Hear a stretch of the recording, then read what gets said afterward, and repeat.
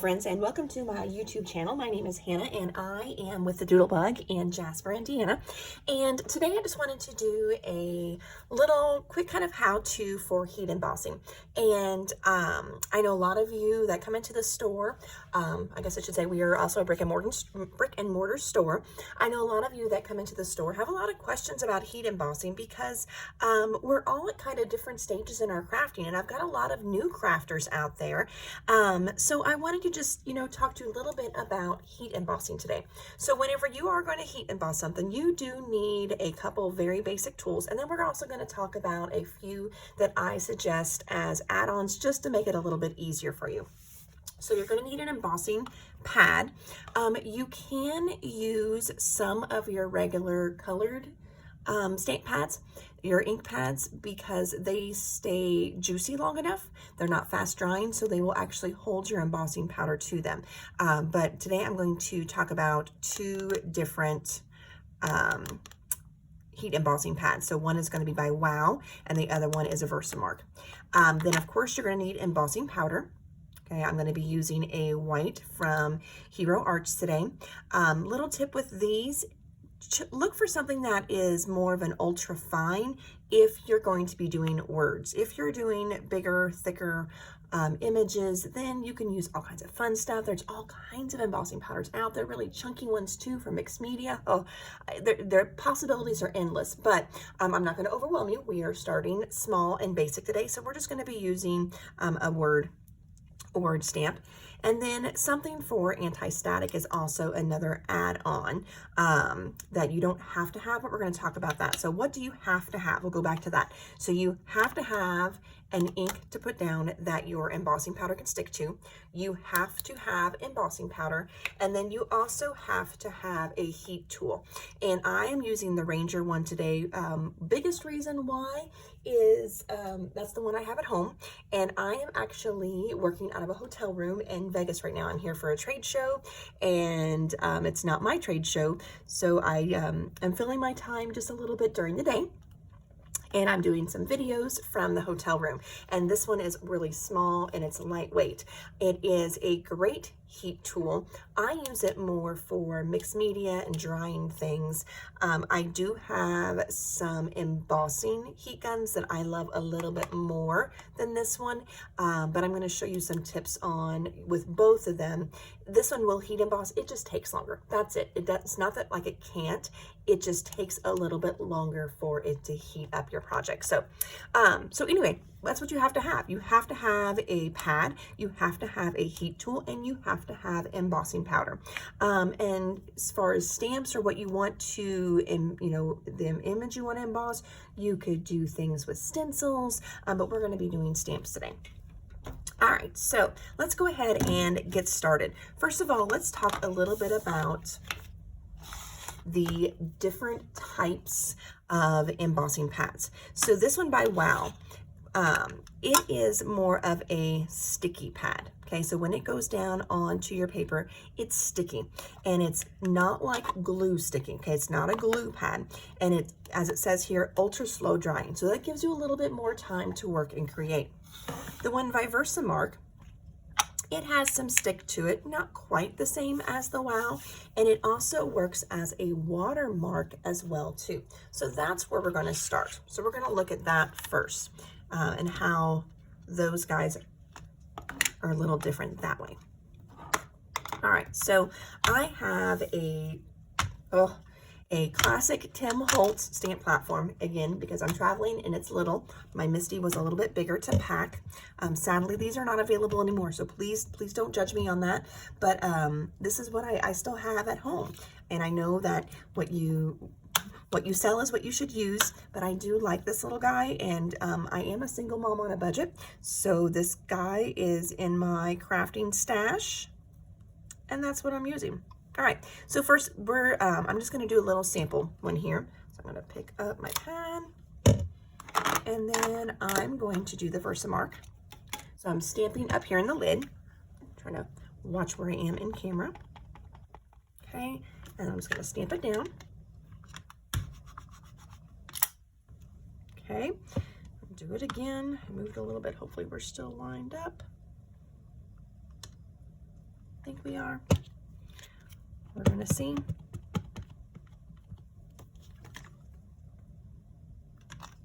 I think it moved more than I thought it did.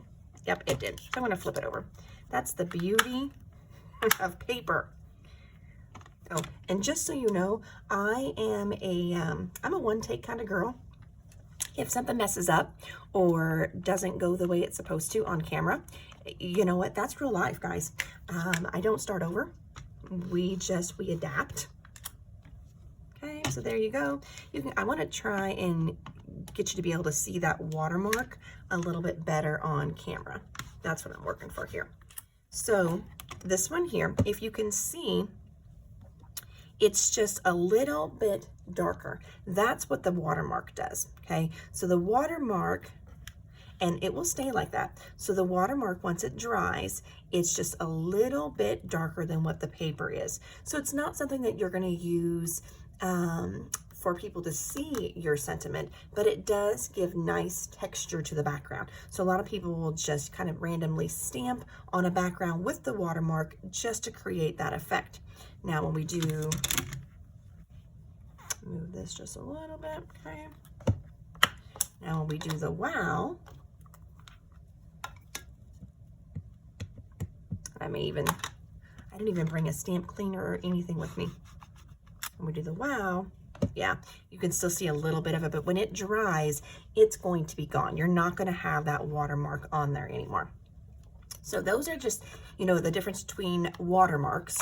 So the watermark, like I said, is just gonna do the image, but like a shade or two darker. It's very subtle, but so it does have kind of a dual purpose pad. Move this to the side. We're done with that little guy. Magnets over here. Okay, so we're gonna go ahead and we are going to emboss. And the first thing that I wanna do with my paper is I want to prep it. So I have just the Pink and Main embossing powder tool here. Let me grab what it comes in.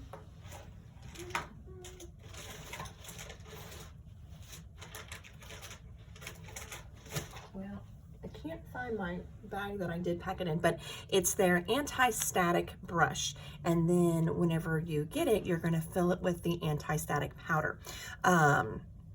So it's a cosmetic grade powder. It's almost like a clay feeling to it. Totally different than using your baby powder. So if you've seen some videos and people use a baby powder tool, which I have one of those with me, this guy right here, baby powder just seems to leave a white residue, especially on your dark papers. So I don't like it because of that, because of the residue that it leaves behind. So don't get rid of your powder tool. Still use it for your stickers and things like that, but I'm going to rub it on here.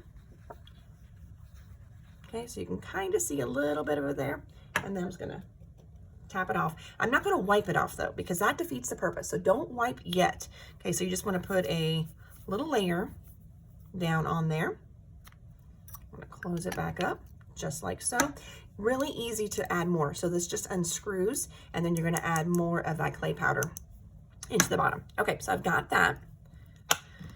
Put it into my stamp platform here. And we're gonna do a couple different ones here. Put the little guy right there. Pick it up. And let's do wow first. Now at this point, I like both of these embossing pads equally. Okay, so I'm not really even doing a comparison so much. I just want to give you a couple different times of me embossing, and I'm going to do it with both of them. Okay, that looks really good, but I'm going to do another little layer just to be safe. Now, one thing with your photopolymer stamps, especially whenever you're doing an image, don't kill it. I know we want to, you know, push really hard.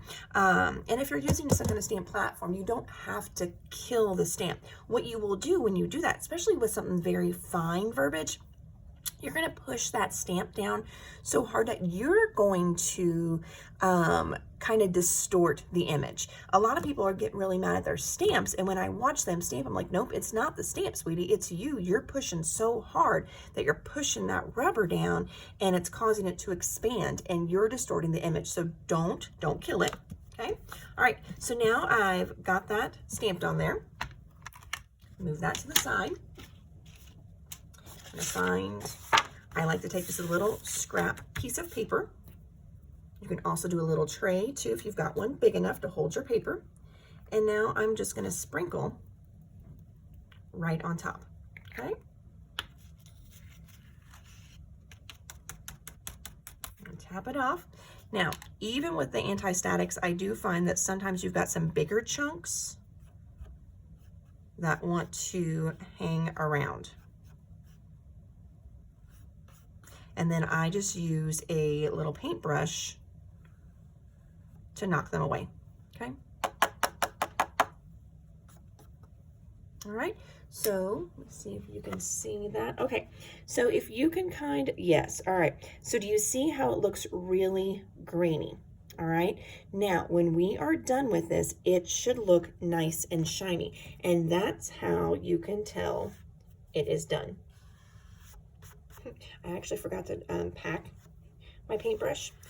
So this is my makeup brush. So tonight when I do my makeup, when we go out to dinner, I may have a little bit of white embossing powder in my eyes. Who knows? It's going to be an adventure, friends. Now, before I move on, I don't know what that big piece is. I want to get him. Oh, it's just a chunk. All right. So I am going to use this kind of as a little funnel and put that right back in there right now before I move on, because you don't want to accidentally forget that you've got this out and spill it everywhere. And then you also don't want to start heating, especially if you use the same work area, and start heating that big pile of embossing powder, because then you're going to have a mess. All right, now this is going to get a little loud just because of my heat tool. This is my tip for you guys.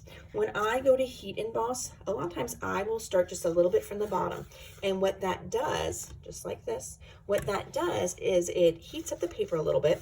So I find that it does help with how quick this embosses. But two, if you are using a chunkier embossing powder, if you're using embossing powder that has glitter in it, it helps to start to melt all that before you go to the top. Because a lot of times, you know, even though these are mainly a heat tool, it does put out some air. And with it doing that, it will blow some of that away, and we don't want that. So that's why I always start from the bottom. I heat my paper up. Anything that's chunky, it helps that to kind of melt into the powder a little bit, and then I can come to the top. Now, because I said heat tool, you cannot use a blow dryer.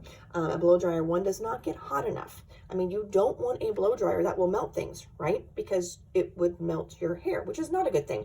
And secondly, if you take that blow dryer to this, it blows. So it is going to move all that embossing powder away. All right, here we go. So I'm just going to kind of heat my paper up from the bottom.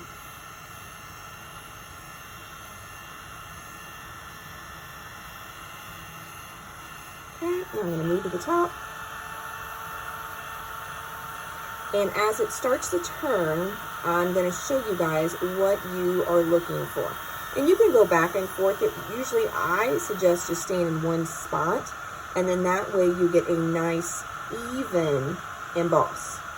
Okay, so if you can see the bottom of the S, it is already starting to get nice and glossy looking. And that's what we're looking for everywhere. We're wanting to lose that grainy look. You know, another thing I did not pack was my crafting tweezers. So I am using, again, my tweezers for my makeup bag. Not quite the same, nor as good, but it does help my hand. See, like I said, so I do like the Ranger heated tool, but it is a very slow embossing tool. Not my favorite for heat embossing. Okay, now let's check this out.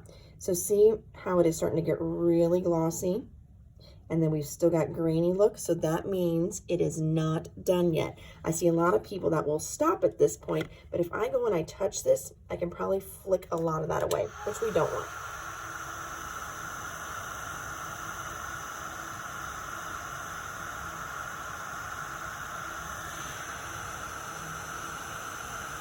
Okay, the top of my H is going now. Gotta get this K over here to go.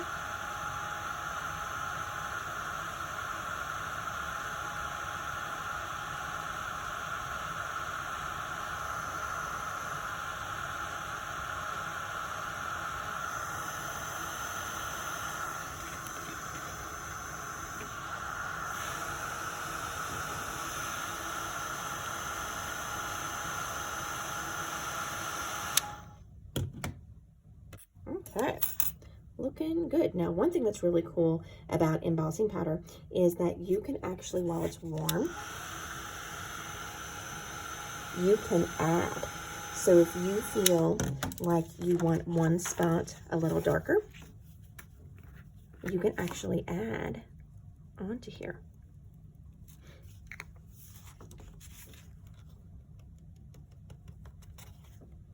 And you can see that I've got some spots now. Of course, I've got spots I gotta clean again. But when I go to feel it, I can feel embossing powder again.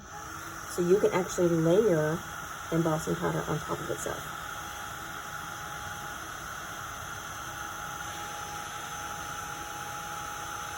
Can I overheat it? Yes, you can. If I just stay in one area for too long,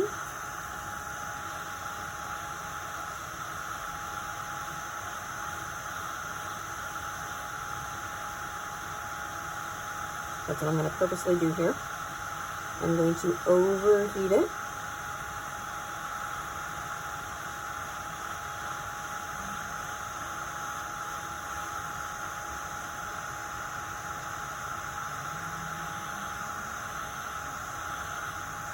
And it takes a little bit longer with this tool to do that. Okay, so now you can see, look how it's gotten really splotchy over here. And I have, see if it's hot yet, no. And I've lost a lot of the texture and the feel of it as well too. So you definitely can overheat. Let's do one more. All right, put this back in and stamp again.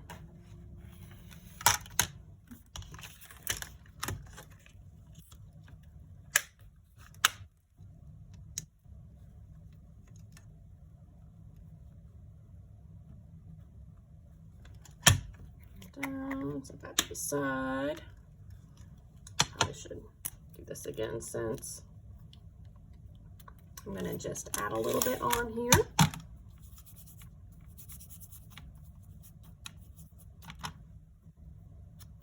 Since I was handling it quite a bit.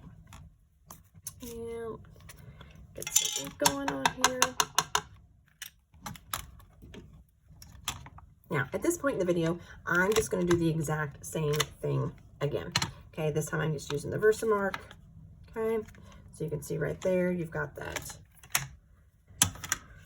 nicer, darker image. Side. Quick little. There we go, looks good.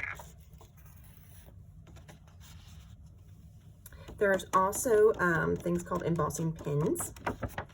So that way, maybe if you misstamped something, you can go in with the pin and just kind of fill it in a little bit.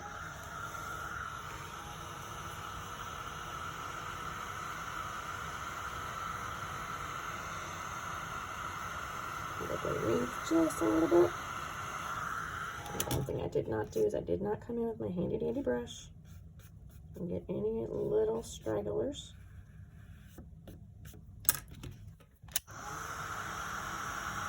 But do be careful. You don't want to just brush across your sentiment because that will brush away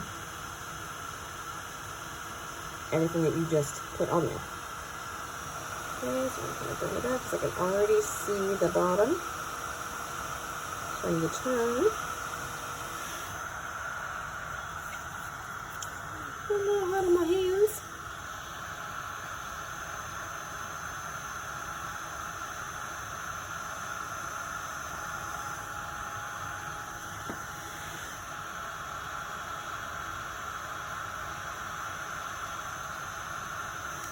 Okay, there we go. So we got two thanks that are done. This one here that we purposely overheated. So you can see there is a difference there for sure. And in case you're wondering, I used because I often get, what stamp set was that? So this was just out of a Pink Fresh set called Lily Frame. That's what that came out of. They've got Friend and Thanks real big like that in that set. And I just have that set with me because I'm hoping to get a video with this as well for you guys too. So just a quick little rundown today, friends, from the Doodlebug on kind of just a beginner introductory video to heat embossing. So again, what do you have to have? You have to have a embossing pad, you have to have embossing powder, and you have to have a heat tool. Other than that, things that I would suggest to add on, get a little paintbrush and also some kind of anti-static powder to put on there. I don't recommend the talcum powder one.